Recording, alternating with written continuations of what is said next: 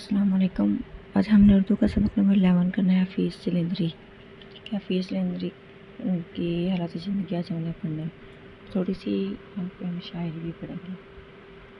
तो हफीज़ जलंधरी जो है ना, उसने 20वीं सदी में शहनामा इस्लाम जैसी अजीम मसनवी लिखी। वो तवील रस्मिया नज़म की, जिसमें उन्होंने मुसलमान आलम की तारीख़ को 4 जिल्दों में मरतब किया। इसमें कुछ भी इम्पोर्टेंट नहीं है, मैं आप लोगों को एंड पे समराइज़ करके बता दूँगी इसमें मेन बात क्या की हुई है। आप लोगों ने हालात ज़िंदगी अच्छी तरह से याद करने हैं इसके, और खसूसियात कलाम, ठीक है। बाकी इसमें कुछ भी नहीं है। गीत वो सिनफ जिसमें उर्दू में सबसे पहले तिबा आजमाई हुई थी। हालात ज़िंदगी ये इम्पोर्टेंट है, ये बहुत इम्पोर्टेंट है, ये अच्छी तरह से आप लोगों ने करना है। हफीज़ जलंधरी 14 जनवरी यानी 14 जनवरी 1900 को हाफिज़ शमसुद्दीन के हाथ जलंधर में पैदा हुए। नाम मोहम्मद हफीज़ तखल्लुस हफीज़ और कुनियत अबुल असर है। कुनियत क्या है? अबुल असर। उनको शायर पाकिस्तान और फरदौसी इस्लाम कहा जाता है। इब्तदाई तलीम जलंधर से हासिल की, ताहम घरेलू हालात की बदौलत तलीम जारी न रख सके, लेकिन उनकी फितरी जहानत और काबिलियत के सामने बड़े बड़े सनद याफ्ता भी नहीं ठहर सकते। शेर व शायरी और इल्मी व अदबी मशागल से आगाज़ ही से इलाका था, ठीक है। मतलब शेर शायरी और इल्म व अदबी काम जो है उन्होंने शुरू से ही वो स्टार्ट कर दिया था। तो गज़ल, गीत और नज़म लिखते रहे, अहबाब को सुनाते, ये उनका मशगला था। मौलाना यानी हॉबी था उनका। मौलाना ग़ुलाम क़ादिर ग्रामी के साथ मिलकर रिसाला एजाज़ जारी किया। ये इम्पोर्टेंट है, ये आता होता है। वो ये ऐसे पूछ सकते हैं कि रिसाला एजाज़ किसने लिखा, ठीक है, या किसने जारी किया। तो इस तरह से ये इम्पोर्टेंट होते हैं। और बाकायदा मौलाना की शागिर्दी इख्तियार की। उन्होंने हफीज़ को सहल मुमतना की तरफ माइल किया। तलाश मौज के सिलसिले में किन्होंने? मौलाना ग़ुलाम क़ादिर ग्रामी ने तलाश मौज के सिलसिले में लाहौर आकर होनहार बुक डिपो कायम किया, जहाँ अपनी निगरानी में इल्मी अदबी कुतुबी इत्तबात और इशात करवाते रहे। मुख्तलिफ सहाफ़ी इदारों से भी वाबस्ता है। दूसरी जंग अज़ीम के दौरान हुकूमत हिंद ने उनको उनकी इल्मी काबिलियत और ज़ाती एतमाद की बिना पर दिल्ली में सांग पब्लिसिटी ऑर्गेनाइजेशन का डायरेक्टर मुकर्रर किया। तक़सीम हिंद के बाद कायदे-ए-आज़म की मां बार आपको आज़ाद कश्मीर में यही ओहदा सौंपा गया। वही इमदादी तरक्की के इदारा तामीर-ए-नौ और अफ़वाज पाकिस्तान में डायरेक्टर ऑफ मोराल के तौर पर काम किया। रसाला मखज़न के भी मुदीर रहे। पाकिस्तान के वफ़ूद की सकाफ़ती रहनुमाई की और हर जगह वहीदत नज़रिया पाकिस्तान की तबलीग करते रहे। रसाला मखज़न, ठीक है, ये भी याद रखना है। हफीज़ ने अपनी ज़िंदगी का बेशतर हिस्सा लाहौर में ही गुजारा और यहीं 21 दिसंबर 1982 को राही मुल्क अदम हो गए। मुहासिन कलाम हफीज़ एक कादिरुल कलाम शायर थे। उर्दू के अलावा हिंदी, मतलब वो पूरे चैप्टर में उन्होंने यही बात कही है कि हफीज़ जो थे ना, वो अपनी शायरी में उर्दू भी इस्तेमाल करते थे, हिंदी के लफ्ज़ भी, फ़ारसी भी और अरबी भी, ठीक है। तो उन्होंने शायरी का आगाज़ किया तो रोमानवी तो अदब पर गालिब, तो ये तो हम पिछले चैप्टर से पढ़ते आ रहे हैं। अब ये है इनके जो है मुहासिन कलाम, यहाँ ये इम्पोर्टेंट है। रवानी बयान, हुस्न तग़ज़्ज़ुल, बलाग़ी मौसीक़ियत, क्योंकि उन्होंने गीत को जो है प्रमोट किया था ना, तो फ़ारसी, अरबी, हिंदी अल्फाज की अमेज़िश होती है, मिलावट, मतलब वो अपनी शायरी में फ़ारसी भी यूज़ करते थे, अरबी, हिंदी सबको मिला के यूज़ करते थे। मुनासिर फ़ितरत की कासिर फ़ितरत जज्बात का मुतरन्निम इज़हार हफीज़ की शायरी के इम्तियाज़ी औसाफ़ हैं। हफीज़ का तो जैसा कि आपने देखा 1900 से 1982 तक का है। ये 1906 में ऑल इंडिया मुस्लिम लीग क्या में आपको पता है। 1911 में जब नाक़दीन और मुहक्किकीन के आरा के मुतालिक जब शायरी का आगाज़ किया।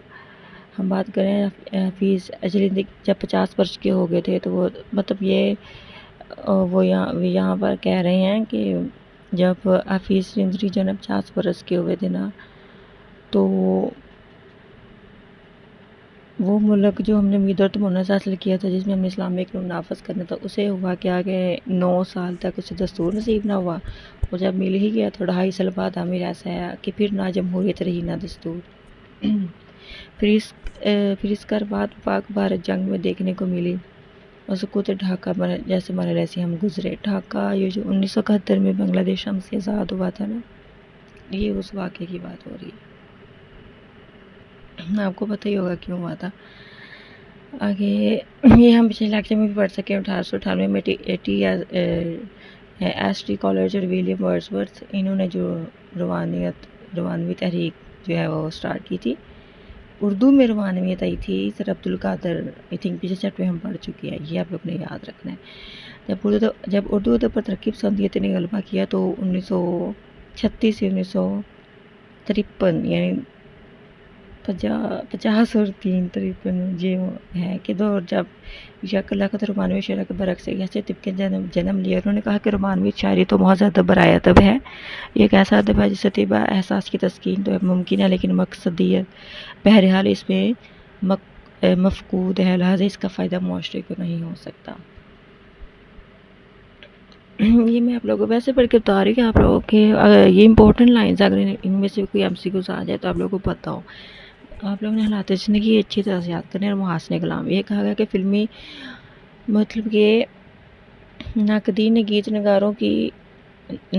کہا کہ جو گیت ہے نا وہ فلمی دنیا ہے، فلمی دنیا یعنی رنگین دنیا ہے اور رنگوں کی دنیا میں کہے جانے والے بول ہیں، ٹھیک ہے، لیکن گیتوں میں بھی تب جو ہے اچھی خاصی تدبیر سے چاشنی سے شیرینی سے گیت جو ہیں وہ بھی بھرپور تھے، لیکن یہاں پر وہ کہتے ہیں کہ اگر غزل عورتوں سے باتیں کرنے وحدت قلبی کی بیان تھا تو گیتوں میں بھی یہی کچھ ہوتا ہے، پھر ہم غزل میں اس موضوع کو ادبی مانتے ہیں، عورتوں سے باتیں کرنے کو اور گیتوں میں نہیں، یہ کیوں؟ تو ان کا جو ہے نا سب سے پہلا فیس کیا پایا جانا تغزل، شاعری میں غزل کے ہم کو تغزل کہا جاتا ہے، ٹھیک ہے، غزل کی سی چاشنی شیرینی اس کے اسلوب میں موجود ہونا، یا اگر موضوعاتی اعتبار سے بات کریں تو التزامات تراکیب استعارات تلمیحات، ٹھیک ہے، یا پڑھ لیجیے یوں میں نے کھیلی الفت کی بازی ایک بار کھیلا سو بار ہارا، ہاں یہ ویرانہ یہ دل یہ آرزو کا مزار، تم کہو تو پھر سے بات کر لیتا ہوں میں، صبح دم اپنی راہ لگے شمع کی جان نے سارا پروانے۔ پہلے شعر کی بات کی جائے تو بالکل روایتی قسم کی بات ہے، محبوب سے مخاطب بنائی یہ کہتا ہے ہمارے پاس تو کچھ نہیں رہا، ہاں یہ ہے کہ ہمیں عشق بازی میں ایک قدم رکھ گئے تو پھر بارہا ہمیں نقصان اٹھانا پڑا، بارہا ہمیں بے وفائیوں کا سامنا کرنا پڑا۔ پھر دوسرا شعر بھی کم و بیش روایتی رویت کہہ کے اسے پھر سے آباد کیا جا سکتا ہے، اگر محبوب اپنا عہد ایفا کرنے پر راضی ہو جائے، لیکن تیسرے شعر میں وہ کہتے ہیں کہ صبح دم اپنی راہ لگے شمع کے جتنے بھی پروانے، وہ اپنے راستے پر اپنے کاموں پر لگ گئے، یعنی وہ بتانا چاہتے ہیں کہ وہ عاشق صادق جو کبھی شمع پر مر جانے اور مٹ جانے پر تلے ہوتے تھے روایتی شاعری میں یا ماضی میں، اب یہاں پر وہ عاشق صادق نہیں ملتے، صادق میں تو سچے۔ تو غزل کی بات ہے کہ دوسرے بڑے وصف کی بات کی جائے تو وہ ہے فیض کی غزلوں میں پایا جانے والا ترنم، اور یہ ترنم ان کے ہاں آتا ہے خاص موسیقی سے بھرپور ہندی بہور کے استعمال سے، یعنی شاعری میں وہ ان اوزان کا استعمال کرتے ہیں۔ غم موجود ہیں آنسو بھی ہیں، کھا تو رہا ہوں پی تو رہا ہوں، جینا اور کسے کہتے ہیں اچھا خاصا جی تو رہا ہوں، خون جگر آنکھوں سے نہ ٹپکا شعلہ بن کے منہ سے لپکا شبدہ اگر ہوں مجھ پہ ہنسیے میں بھی ہنستا ہی تو رہا ہوں، اچھا دوسروں پر ہاں میں حفیظ ہوں تیرا بندہ بت خانے کے اندر اب تک میری نیت پوچھتا کیا ہے تیری مشیت تھی تو رہا ہوں۔ سنجیدہ اس میں انہوں نے انتہائی سنجیدہ بات اور غزل کا روایتی موضوع بھی نہیں، معاشرتی نوعیت کی بات یعنی غم و الام بھی ہے، لیکن اس کے باوجود جینا بھی پڑا ہے، پھر لوگ تانے دیتے ہیں، پھر بھی بلا بلا کہتے ہیں، پھر بعد میں کہتے ہیں کہ میں تو دوسروں پہ ہنستا رہا، دوسروں کے غم و الام کو دیکھ کر، دوسروں کو مثال میں دیکھ کر، تو آئیے اب میری باری ہے، کل میں تماشائی تھا آج میں تماشا ہوں، کل میں تماشائی بن کر تعلیم جاتا تھا آج میں تماشا ہوں، تو پھر مجھ پہ ہنس سچے، اور پھر آخری شعر میں وہ بلند و لہجہ یا جس میں رب تعالیٰ سے بھی تصادم کرتے ہیں، شعر بھی اس کہتے ہیں کہ اگر کچھ بھی رب تعالیٰ کے حکم کے بغیر نہیں ہو سکتا تو اگر میں بت خانے میں پڑا رہا، اگر مجھ پہ حقیقت آشکار نہ ہوئی تو اس میں جتنا عمل دخل میری نیتوں کا ہوگا اس سے کہیں زیادہ رب تعالیٰ کی ذات کا بھی ہوگا، لہٰذا میں نیت پوچھنے سے قبل اپنی مشیت پر غور کرنا بھی ضروری ہے۔ تو اب ہے کھیتوں کا ہر چرندہ باغوں کا ہر پرندہ، کوئی گرم خیز کوئی نغمہ ریز سبک اور تیز پھر ہو گیا ہے زندہ باغوں کا ہر پرندہ۔ حفیظ کی شاعری کی اگلی بڑی خصوصیت ان کے ہاں ہندی الفاظ کے استعمال ہے، ٹھیک ہے، آج جو نا وہ کہتے ہیں کہ جو انڈیا ہے نا وہاں پر جتنے بھی گیت گائے لکھے جاتے ہیں، ٹھیک ہے، یعنی کہ ڈراموں کے جو اسکرپٹ ہوتے ہیں نا وہ 90% اردو میں لکھے جاتے ہیں، اور اسی وجہ سے آج اردو ہے جو دنیا کی تیسری بڑی بولے جانے والی زبان ہے، اردو زبان، ٹھیک ہے، اور زیادہ تر لوگ جو ہے وہ اردو کو ہی استعمال کرتے ہیں کمیونیکیشن کے لیے، لیکن اردو اور ہندی کی شاید لیکن وہ کہتے ہیں کہ اردو اور ہندی ایک دوسرے سے الگ نہیں ہو سکتے، نہ ہی ان کو اس طرح سے لا کر کے دیکھنا چاہیے، ٹھیک ہے، پڑ گئی دلوں میں پھوٹ کیا وجود پڑ گیا پر पृथ्वी पे ये चार कोट क्या सोग पड़ गया, सरंगो है शीशनाग, जाग सोज इश्क जाग। या हफीज़ को वो गीत जैसे हम प्रीत का गीत के नाम से याद करते हैं, उसमें हिंदी अल्फाज को भी देखते हैं। यहाँ अपने मन में प्रीत बसा ले, अपने मन में प्रीत करूद कपड़ का उतरा डेरा, छाया चारों कूट डेरा, शेख ब्राह्मण दोनों राहजन। ब्राह्मण होती है हिंदुओं की, नहीं अला तबके के जो हिंदू होते हैं ना, ब्राह्मण। एक से बढ़ के एक जाहिरदारों की संगत में, कोई नहीं है संगी तेरा, कोई नहीं है संगी तेरा, मन है तेरा मैयत बसा ले अपने मन में प्रीत। अब इस गीत में सिर्फ प्यार मोहब्बत या रोमानवी फ़िज़ा नहीं, इसे आप एक ऐसे शख्स का नोहा भी तस्वुर कर सकते हैं जो तमाम ताल्लुकों के दरमियान होने के बावजूद खुद को तन्हा महसूस करता है। 20वीं सदी का वो अलमिया कि जिसके तहत हम सब लोगों में मौजूद होते हुए भी अपने आप को अकेला समझते हैं, क्योंकि हमारी शनाख्त खत्म होती जा रही है। इंसानियों का एक ऐसा समुंदर मौजे वजूद में आ गया है जिसमें ठाटे मारती हुई मौजें तो नजर आती हैं, लेकिन वह कतरा अपना वजूद कायम रखने पर भी कायम नहीं रहा। परीयत, प्यार, मोहब्बत, भाईचारा और अखुवत जैसे उन्होंने हिंदी अल्फाज और बहूर का इस्तेमाल करते हुए इंतहाई मौसर अंदाज में बयान किया है। जो है हफीज़ उर्दू के शायर भी थे, तो उन्होंने अपने साथ गुलाम कादर सरवरी से बुनियादी तौर पर फ़ारसी तलीम की, हम ऊपर भी पढ़ चुके हैं। हुस्न जलवा रेज़ हूँ, अदाएँ फितना खेज़ हूँ, हवाएँ अतर बेज़ हूँ, तो शौक़ क्यों ना तेज़ हूँ, अब आते हैं ऐश पर तो क्या करे कोई बशर। हफीज़ के गीतों का अगला वसफ़ मकामी रंग की मौजूदगी है। वो फलों का तज़किरा करते हैं, तो जहाँ के मकामी रवायत की बात होती है तो वो भी मकामी सकाफ़त की बात होती है। तो हिंदुस्तानी सकाफ़त जो क़ब्ल अज़ वक़्त दरअसल मजमूई हिंद इस्लामी सकाफ़त कहलाने की, इसका वाज़ेह असर हमें हफीज़ की शायरी में देखने को मिलता है। आमों के नीचे डाले हैं झूले, मह पैकरों ने सेमी तन्नू ने, बरक अफ़कों ने गीत उनके प्यारे मीठे रसीले, हल्की सदाएँ सादा अदाएँ, गुल पैरहन हैं गंजा दोहन में, खुद मुस्कुराना खुद मुँह चढ़ाना फिर चेप जाना अलहड़ पुन्ने से, उठला रही हैं उतरा रही हैं खुबान हिंदी हुरान अर्जी, रौनक घरों की नाजुक दुपट्टे रंगीन हल्के, सर पे संभाले शानों पे डाले, मीना लाख बरसे जी लाख तर से, निकले ना घर से शोहर के डर से, अपनी नज़र से शर्मा रही हैं, उठला रही हैं, उतरा रही हैं।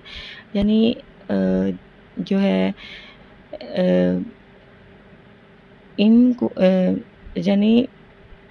इन गोश्त पोश्त के इंसानों का मंजर है, ठीक है। वो ना से मुकम्मल ज़िंदा, हमारे सामने जो मंजर नजर आता है वो ना से मुकम्मल ज़िंदा है, यानी इन गोश्त पोश्त के इंसानों का मंजर, बल्कि उसमें जो तमाम किरदार हमारी तहजीब से ताल्लुक़ रखते हैं। लड़कियाँ जिनकी ख्वाहिशात पड़ रही हैं और नए आने वाले सावन में वो कुछ नया करना चाहती हैं। इजहार में हिजाब को हमेशा बरकरार रखा जाता है कि यही मशरक़ी औरत का ज़ेवर है। हफीज़ की नज़्मों में भी गीत का रंग मिलता है। यही वजह कि हफीज़ सबन गीत नगार ही थे, और अगर वो उर्दू के बजाय हिंदी को वसीला इज़हार बनाते या किसी मकामी ज़बान में बात करते तो यकीनन वो पूरे के पूरे गीत नगार ही होते। बन हो गए वीरान बर्बाद गुलिस्तान, सखियाँ हैं परेशान, दरिया का किनारा सुनसान है सारा, तूफ़ान है खामोश मौजों में नहीं जोश, रुतु से लगी है हसरत ही यही है ए हिंद के राजा, एक बार फिर आजा, दुख दर्द फिर मिटा जा, अबर और हवा से, बुलबुल की सदा से, फूलों की ज़िया से।